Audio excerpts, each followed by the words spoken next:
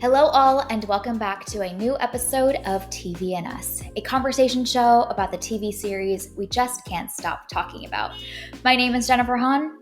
And I'm Sarah Callan. And each season, we focus on a different show, reviewing it episode by episode, and we invite you to watch along with us.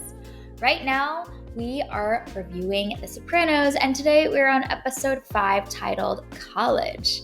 If you haven't watched this episode yet, this is your spoiler alert. We're going to dive in now.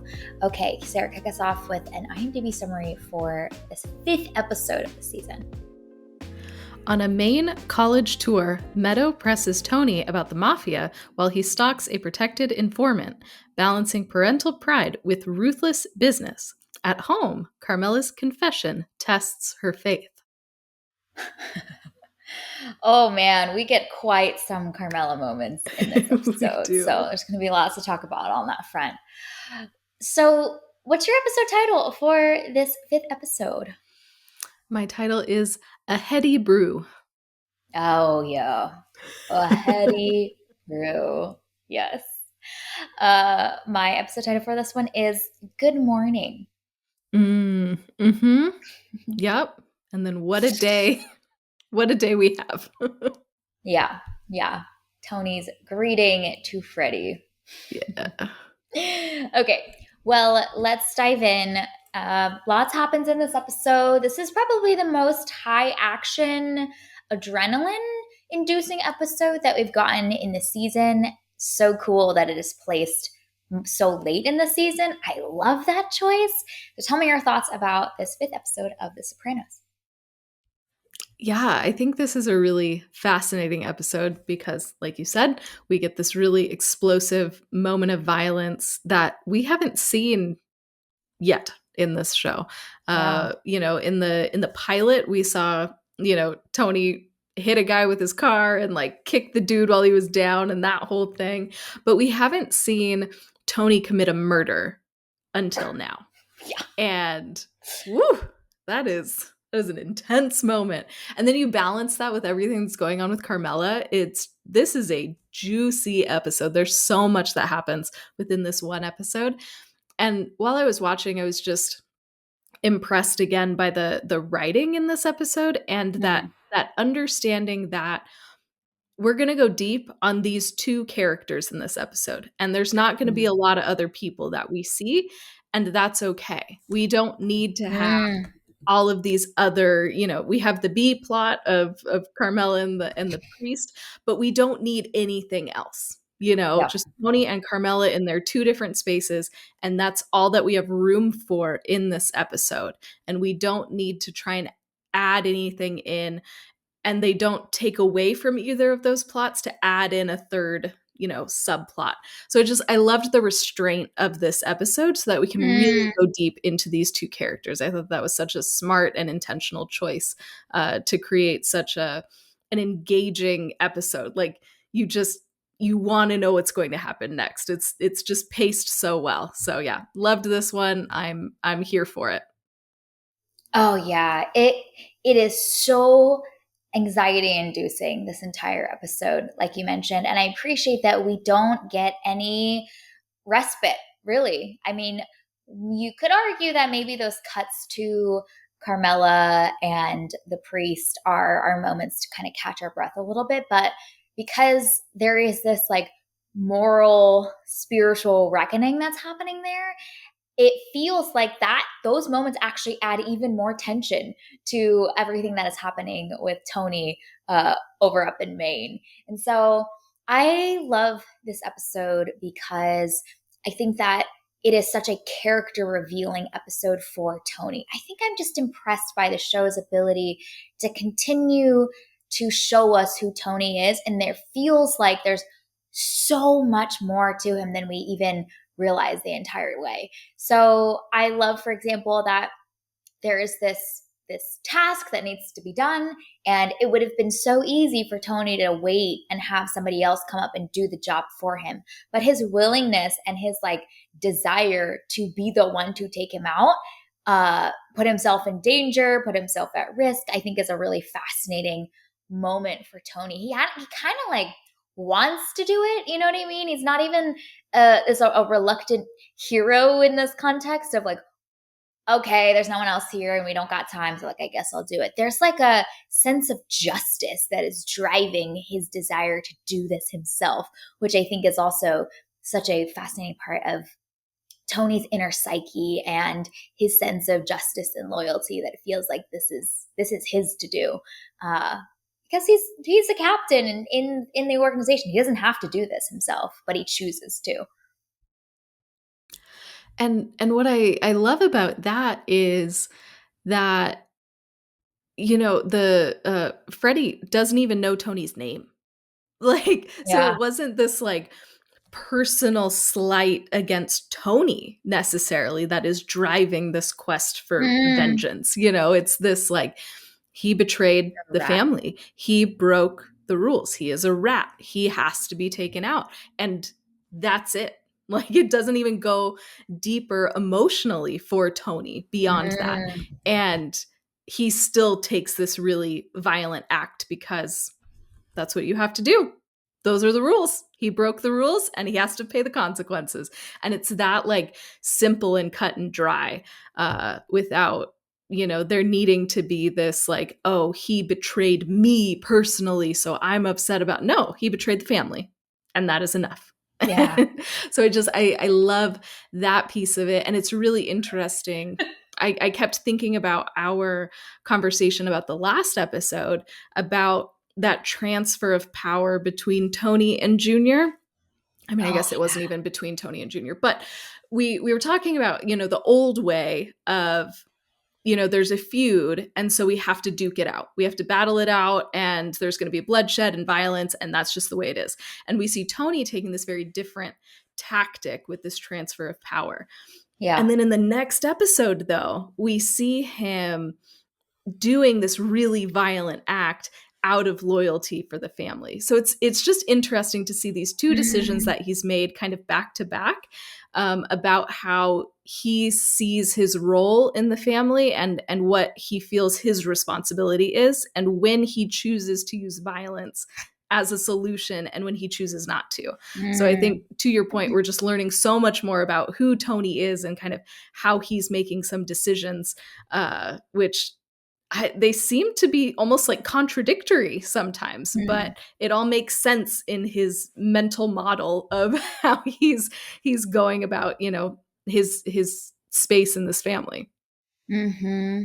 Yeah, absolutely. And I think what's also fascinating is our relationship to Tony's choices in this episode as a viewer, which are very complicated. Uh, we obviously are faced with Carmela's reckoning with all of the horrific acts that her husband is doing, which we cognitively know as a viewer. Like, yes, he is about to murder this man. That is not very good, you know? But at the same time, okay, at the same time, there's this interesting depiction of these two characters, Tony and Freddie, that I think are fascinating foils of each other. We see that Freddie has no loyalty in his community. Like he's blackmailing other people in order to take Tony out for him. He's kind of just taking and using other people. And that is such a contrast to, and it's hard for us to root for that in comparison to Tony, that is, you could argue, doing this because he cares for seeking vengeance for his friend that's been sitting in prison because of this guy's act. And even in the murder scene, which again, we do not support murder, this is not very good. He says this is for Jimmy. I think his name is Jimmy. But you can feel that there's a sense of like justice that Tony feels, and we can kind of understand that he cares about his friends. He cares about the loyalty of the system that he's a part of. And when you choose to seek self-preservation and betray your friends that have looked out to you, we kind of can't really root for Freddie either, you know. And so I think the complicated moralities that are depicted in this episode and inviting us as the viewers to reckon with is really fascinating, and especially the framing of Carmela's own reckoning with Tony's horrific acts in light of everything that's happening is also it's like literally if you did not want to engage with this, the episode is like, you will engage with this because Carmela is engaging with this, so you have to think about these things, you know. So I think that's a fascinating part of the like complex moralities that are at play here too. Yeah, it's so smart that those two things are paired together in this episode, that we see Tony murdering this dude the first time we are seeing him murder a dude, and Carmela is having this like crisis of faith moment at the same Mm, time. And I think it also brings in, a little bit more about how Tony is responding to this too, because we've seen him have panic attacks. We've seen, his mental and emotional health challenges that he's having. And, there's a lot of like life stuff going around. But in this episode, seeing him murder a person, it's like, well, that would mess with your mental and emotional health too. Like if you're just out here murdering people every once in a while, like that's not great for you as a person either. And so nope. you see how, Tony is processing through these things without having to talk about these things because, don't want to get in jail, but like processing Yeah. through them in therapy, where Carmela is trying to do it through the church and through faith. And so you're also seeing these like divergent ways of trying to Mm, deal with the consequences of Tony's violent, murderous actions. yeah, yeah.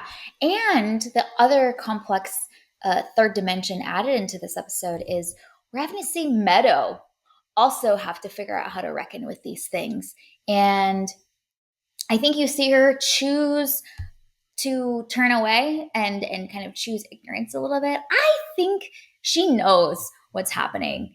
But sometimes you don't need to know the answers to your questions. And I think that's a little bit of where she's come to in the end. That car ride sequence at the end of the episode where she's noticing there's mud on your feet. Why is your hand? And she knows her father's lying, but there's almost this sober mindedness of realizing that like her father's in a line of work that she probably should not ask more questions about. And so she chooses to say, "Okay, Dad, like we're I know, okay," you know.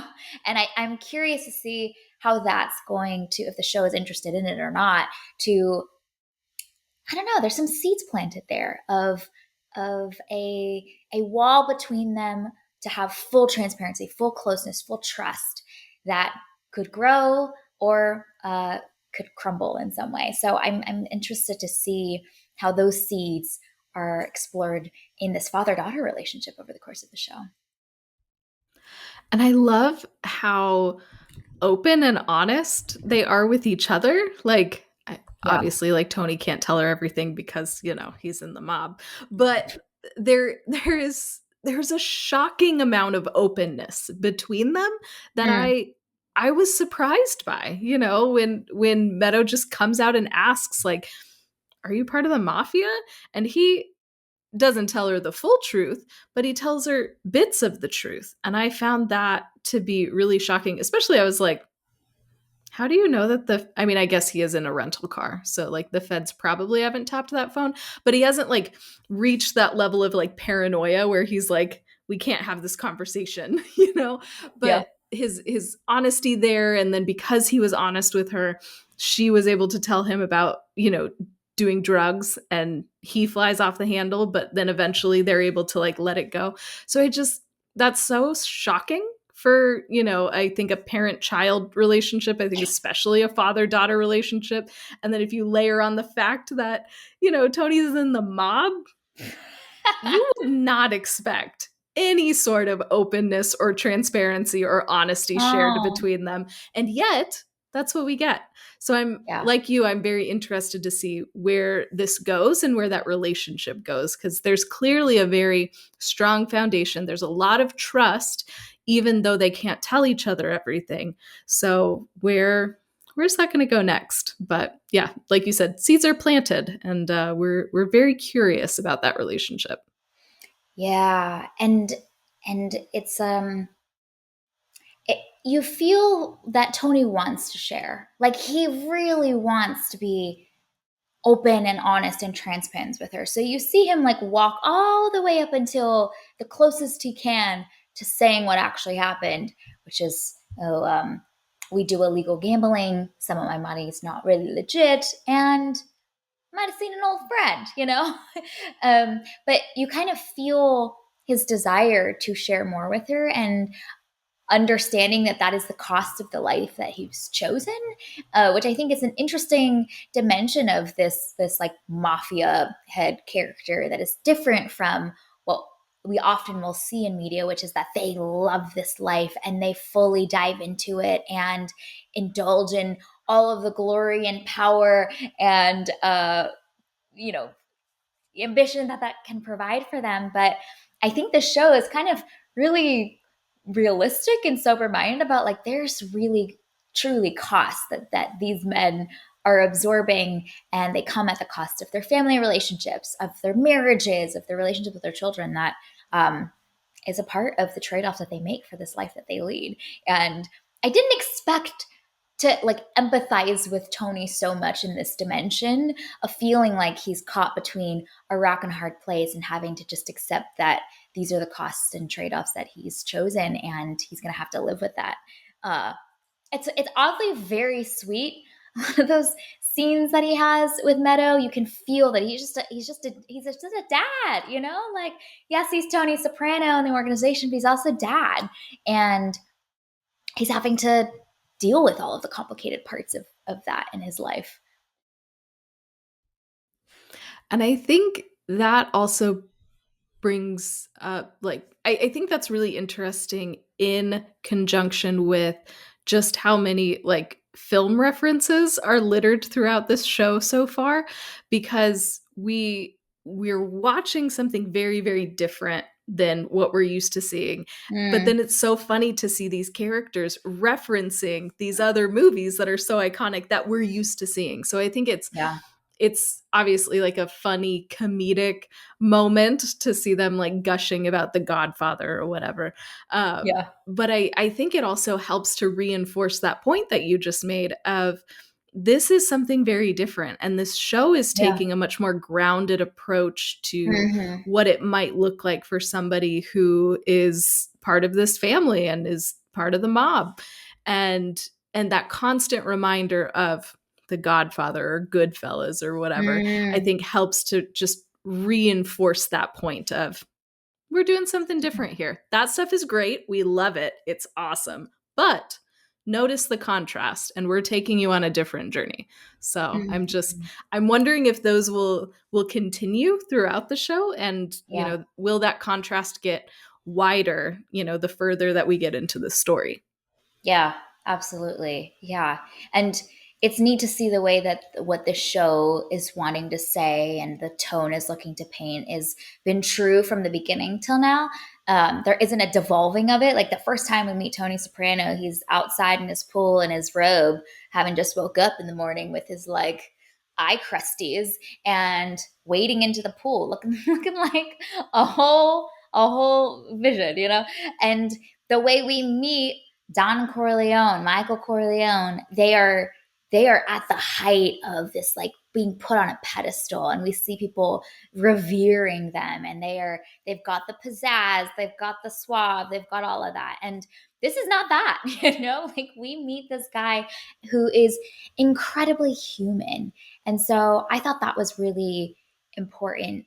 Like important claim of the show, a thesis of the show is that it's really looking to explore the true human dynamics, and it has a backdrop of the mafia and whatnot. But I think those feelings of being torn between your professional life and your family life that Tony's feeling and experiencing with Meadow in these scenes is so universal, like feeling like you have loyalties and ties to this thing that is like helping fund your family, but then also, man, they really come with some really real costs, and that can affect your relationship with your family, which is ultimately what you care about most. So I think that's also just a really important, like very real life dynamic that I think everyone universally experiences, that tension, that push pull between your work life, your family life, and how to make those trade offs in a way that is in line with your values.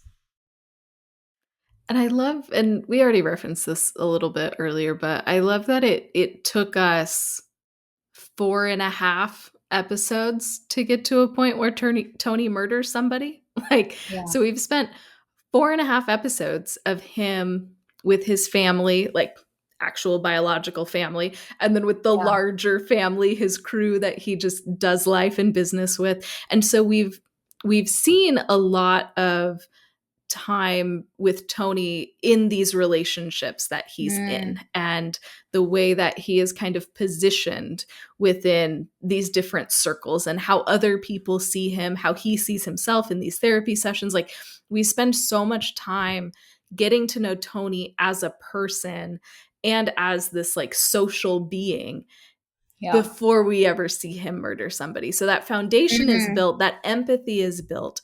We have a good sense of who he is, his own sense of morality, as twisted as it is because you're in the mob. But we get all that foundation first. And then we see this murder happen. And I think, at least for me, like, we know based on his profession, this is not the first dude that he's murdered. But No. because we haven't seen it, that scene felt so jarring to me. And it feels so Mm, violent too, how he murders him. He doesn't just shoot him, he strangles him to death. That is a yes. violent, like horrific act. What a Yeah. terrible way to go. But we have 4.5 episodes of empathy for this dude before he does this really violent act. So I think that that's really, really smart to make that murder feel more jarring, and also to have us already kind of on Tony's side, and we can understand, Oh, yes. he feels he has to take this step. Um, so that we're not like turned off by him. If Mm. this would have come in the first episode, the show would be a very different show. But it would Oh, have yeah. been easy to like click away and be like, I don't know that this is a protagonist that I really want to follow. But by now we're invested. We're invested in him, Mhm. we're invested in his family, and even though he just murdered somebody, we're willing to keep going on this journey with him. Yeah. Yeah, absolutely. And I think the backdrop of him being dad and taking Meadow on the college trip is a really great juxtaposition for the brutality of that moment, because it is such a wholesome road trip, a father-daughter little road trip. And that being like constantly cutting back and forth between him dropping her off and all this like warm fuzzy good feeling, and it's so wholesome and it's so pure. And then he's out here like stalking the streets looking for this guy that he's about to take out, I think is jarring. Um, it's weird though, because I would argue that like Uncle Junior taking Brendan out in my mind is coded as more horrific than Tony taking Freddie out, and yet the way that those two scenes are shot lean into different tones and lean into different emotions. This one's filmed to be much more brutal and savage and intense, whereas Brendan's murder is like two bullets and we're out of there. But on paper, I don't know. That one's pretty rough. Like that was Junior indulging in pride and demanding respect and taking out the young life of someone in their own family. Like that feels so much more hard cognitively to justify than Tony taking out some dude that betrayed the family and put them all at risk. Make this make sense? But the feeling of the scene is so different. And that's kind of the genius of the show and the cinematography and the tension and the build of it all as well. Yeah, we understand the justification of Tony doing this really, really beautiful, brutal act. But yeah, Junior, whew, Junior. that was just ruthless and cruel, which was Ugh. allowed by Livia. So like, let's not forget her role in Her that role in whole this. thing. But yeah, I True. think because this episode takes so long letting us in on what Freddie did, going back and forth with Christopher of like, hey, let me get some information. Let me make sure that this is the right dude. Like, we see Tony doing his due diligence because he doesn't want to take out Yes. somebody. So kind of Uh, him. So generous.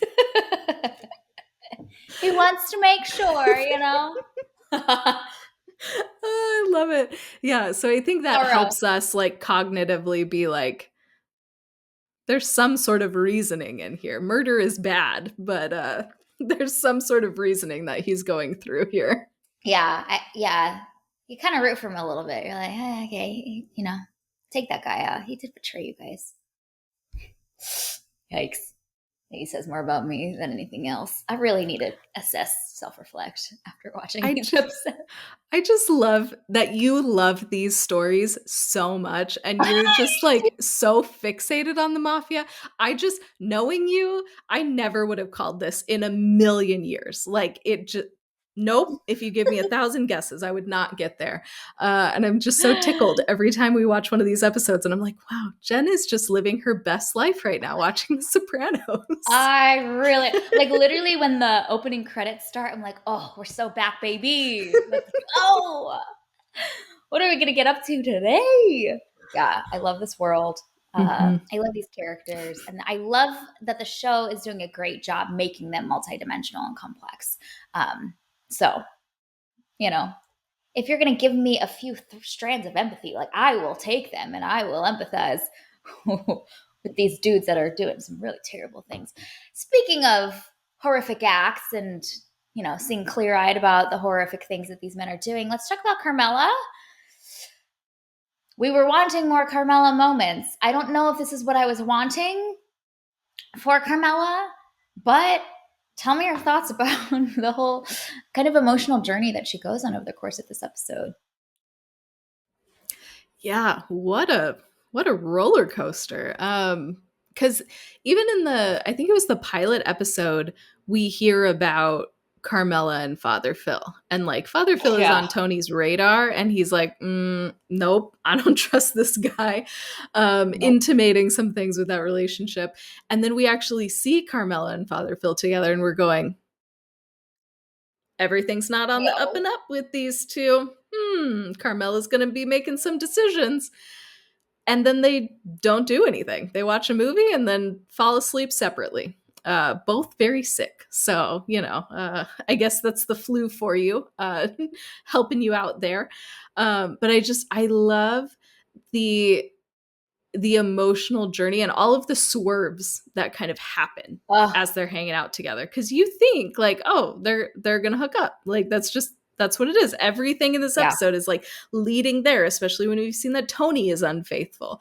So it just, Yeah. that's where it's going, and then the show just swerves and we don't, nothing happens there. Carmela has a change of heart and is able to just, I mean, really like leave that relationship where it is and not go any further, which I think is very interesting for Carmela, especially given what we've talked about like what is her position in this family? What does she Yeah. have on Tony? Like what shots can she call? Like she isn't going to risk that and potentially like her power that she has in this family, uh even Mhm. though she might want to. So I just, there's so much in there with Carmela that is so interesting. I have so many more questions about her I know. than I did when this episode started. Yeah, she's really hard to place, and she feels like she's constantly vacillating as well. She seems to be very clear-eyed about what she got herself into from the beginning. The confession that she says of like, I wanted this house and I wanted to provide for this family, and like I wanted these things, and I thought that I would be okay with the method because the end justified the means to me. But now I'm realizing maybe it's not okay. Um, but I feel like there's also this like loneliness in her too that has found such comfort and um, solace with Father Phil. I hated every scene that they were on screen together. I'm not gonna lie, I was like so uncomfortable. So good job to the show. Shout out, well done. I was so antsy and restless every time they would just talk to each other because I feel like there's an unbalanced power dynamic that's happening between the two of them that was really icky to watch. You can see that Father Phil understands that she is lost, she is searching, she is looking for purpose, looking for direction, and he's kind of preying on it a little bit. I think she is a little bit less clear-eyed about the whole situation than I think he is, and I think that was really uncomfy to observe and watch. She's not dumb, but I think very earnestly just like looking for connection, looking for direction in her life, and has found it with this person. And I feel like he's kind of taking advantage of that. And so I always thought that Carmela was pretty clear-eyed about a lot of things, but I think there's clearly these like blind spots that she has as well in certain areas when it's in, like these vulnerable places for her. And so she's kind of a loose cannon. She's like Christopher to me. I'm like, I don't know what she's going to do next. And now that she's had this like moral awakening, how is she going to be a problem for Tony? And as she is starting to like kind of enact her sense of justice and put constraints on his business dealings, how is that going to create a lot of tension between them? How is she going to out people or not, or will she have a change of heart and like fully dive into this life and scheme with the rest of them? I don't know, but there's a lot that hangs in the balance now. And I think that's really interesting for this character that feels like she could lean in either direction. But she's at a crossroads right now and she's going to have to choose. I think another interesting thing is pairing Carmela with this whole Tony storyline, because Tony Mm. is chasing somebody who betrayed the family, and Carmela has an opportunity to betray Tony and doesn't take it.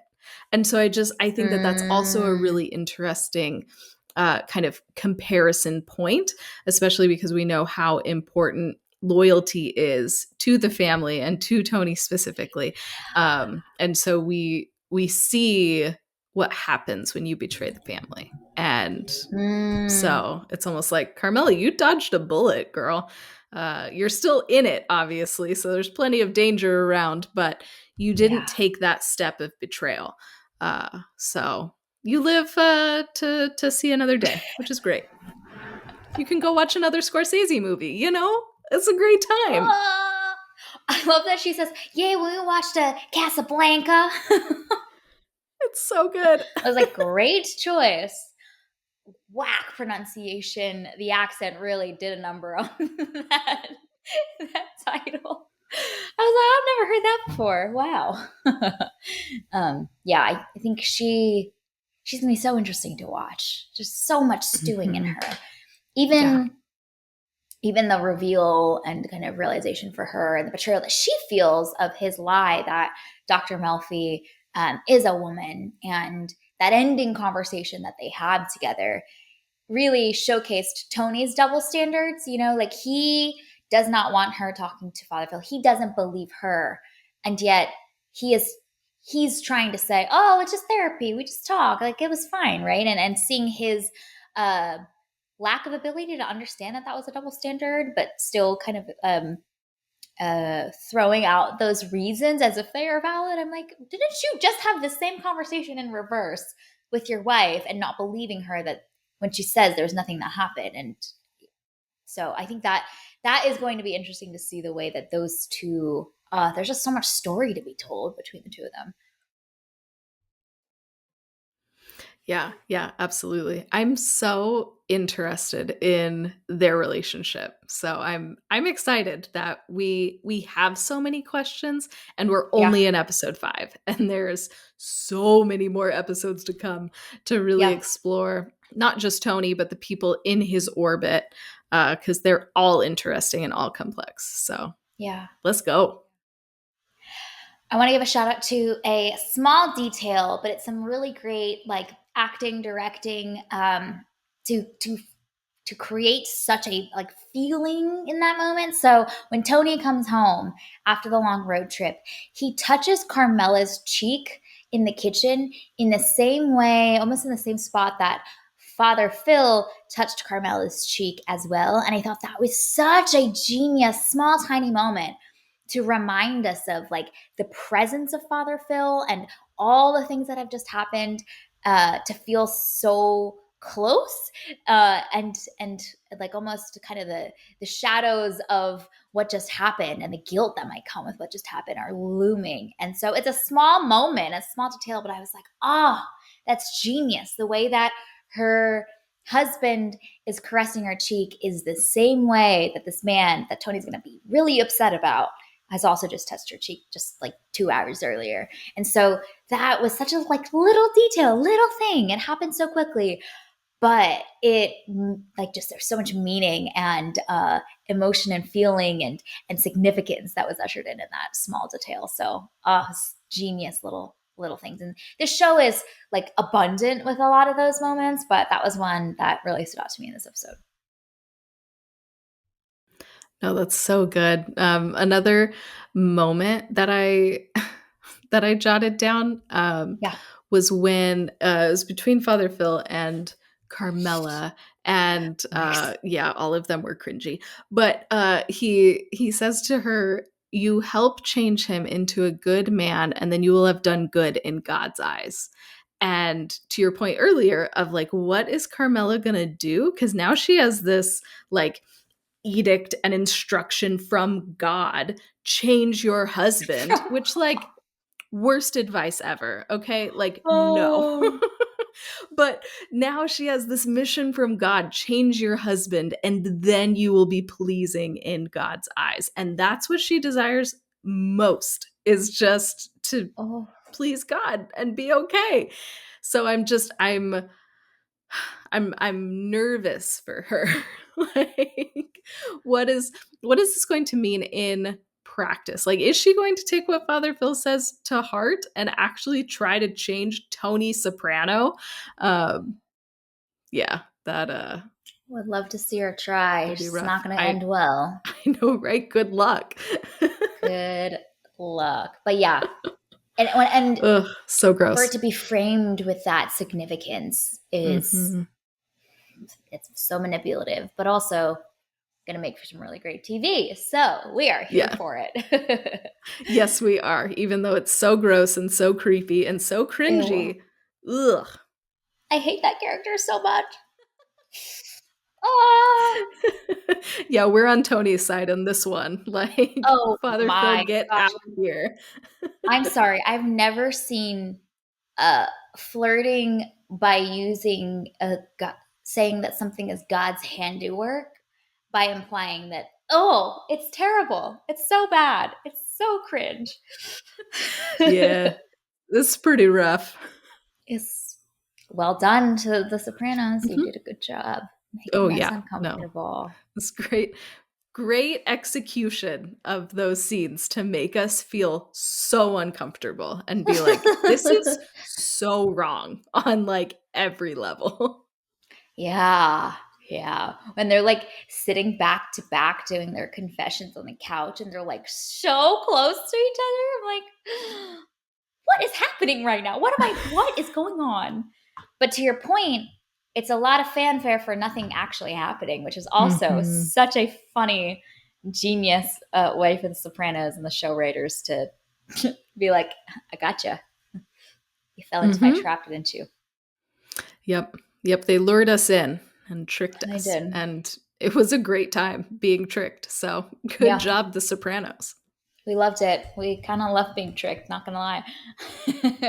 Okay, some TV and Nuts awards, shall we? The first category is for most family oriented. What is your choice for this one? Yeah, I want to give this to Freddie for not murdering Tony and drunk Meadow because he could have I and he know. didn't. Yeah. Actually, I'm really glad you brought that up because we get to see Tony's vulnerability. I mean, he is Hmm. not invincible. Like, he straight up could have died immediately in front of his daughter. Like, that's Yeah. horrifying. So he's not well protected on all fronts. And that's Hmm. really exciting too. There's real stakes for this character. Yeah. I'm going to give this choice to Christopher. And family is a very loose term here, but he wants to get made. So he's willing to irresponsibly take on this incredible project by taking out a famous rat so that he can become made.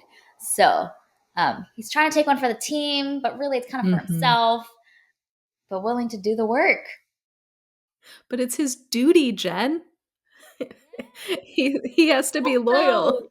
Oh, yeah. No, it's so good. Okay, next category is most explosive moment.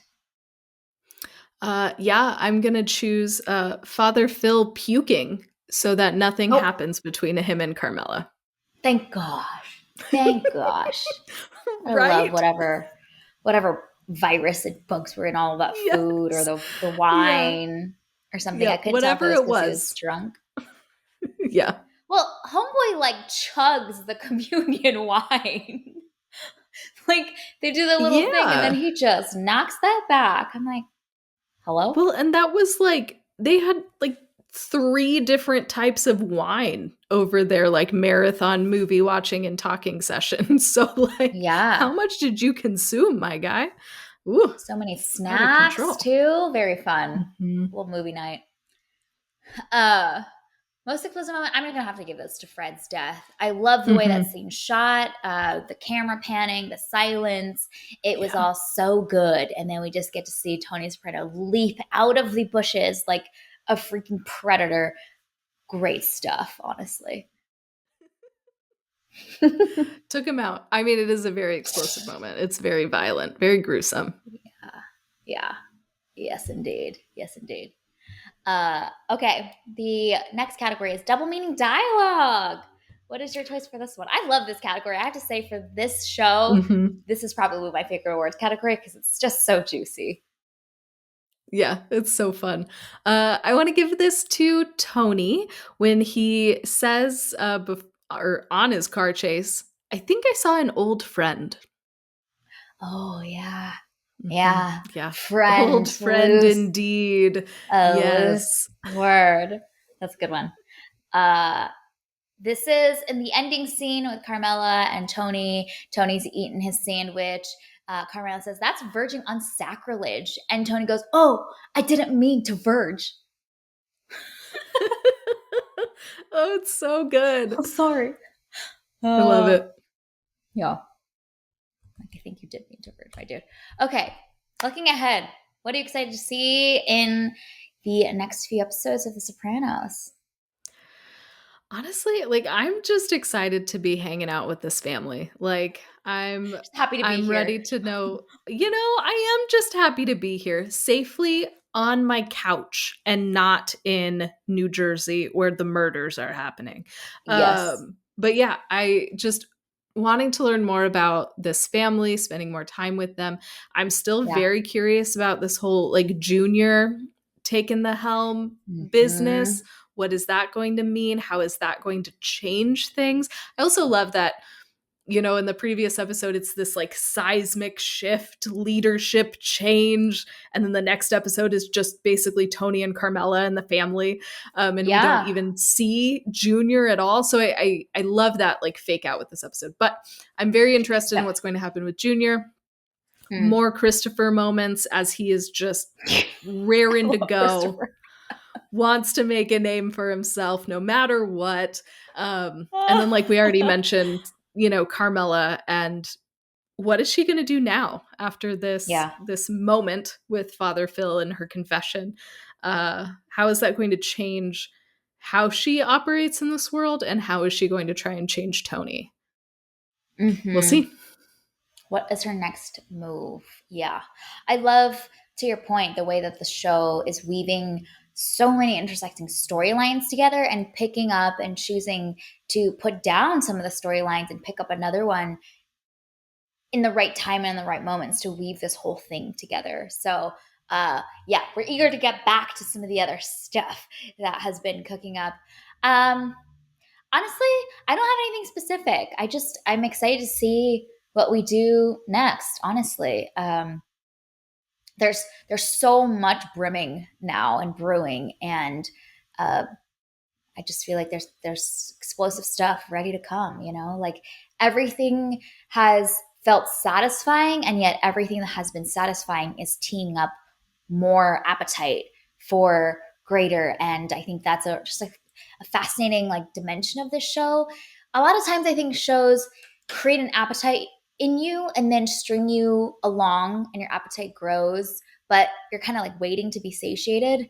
Hello, Severance season 1, like, and I feel like I'm fully satiated after an episode, and yet my mind is also wandering after every episode, and that's just like a really fascinating dynamic of, as a viewer watching the show and experiencing the show, that I don't often feel so frequently, so satiated after every single one, and yet leaning in more for, like, please feed me again. A lot of other shows, I think they string your appetite along and create more intrigue, which is really fun still, honestly. But to be fed along the way as your appetite grows is a great, great thing. So I think it'll be cool to see how we like study and analyze that dimension a little bit more about how this is working so well. Yeah. All right. Yeah, no, that's a really good point. Cause and you mentioned this in our previous episode too, that like all the storylines kind of felt like they were tied up to a degree. Like we Mm, go on these arcs and everything is kind of tied up in a nice little bow, but you still want more. And I think that's such a testament to these characters in this world that we yeah. just, no matter what happens next, we know that we're going to be interested and invested because we're invested in these characters. Um, Mm, and so I think that's a big part of it, because I feel like a lot of mm, the things that we're looking forward to are not events, but they're characters. And how yeah. is a character going to Relationships. respond? What is a character's next move? And so then that makes it really easy to have those questions and want to keep watching because we're Mm. so invested in the characters. That's a great point. Yeah, this has so far been so character driven. I was thinking while watching this, like, it kind of feels like a sitcom in the dynamic of, I don't really care what we do. I just love these people and I want to spend time with them. I want to see how they collide with each other and how those relationships unfold. And what we do will just be different every day, and then like there's going to be a new foe, a new project, a new family dynamic, but like that doesn't matter almost. Whereas I think a lot of shows are, when they're so plot driven, you're waiting for the next thing and for answers, and we're kind of just like, it doesn't matter. We get to spend time with these people, and I think both of our looking ahead responses are quite reflective of that. We're like, lots of things we're curious about, but we get to spend time with our dudes, with this family that we feel so invested in some way. So that's an interest. I never thought I would compare The Sopranos to a sitcom, but I feel like it kind of works in my mind. All right, well, this was our review and discussion of episode 5. You can find it available to stream on HBO Max. Thank you for listening to today's episode of TV and Us. Our name sums it up. We're big fans of TV and the powerful ways we can connect with each other and the world around us. This podcast is about all of us and our shared stories, so everyone is welcome here, and we're so glad you spent time with us today as we continue our journey through The Sopranos Season 1. You can subscribe to this podcast on Spotify, Apple Podcasts, or wherever you tune to your favorite shows. Drop us a rating and review, letting us know your thoughts about this 5th episode. You can connect with us on Instagram, Threads, and Blue Sky at tvnspod, or email us at tvnspod@gmail.com. Check out our website, andusmedia.co, for the latest on TV and Us and our other podcast, Movies and Us. We hope you have an amazing week, and we'll talk again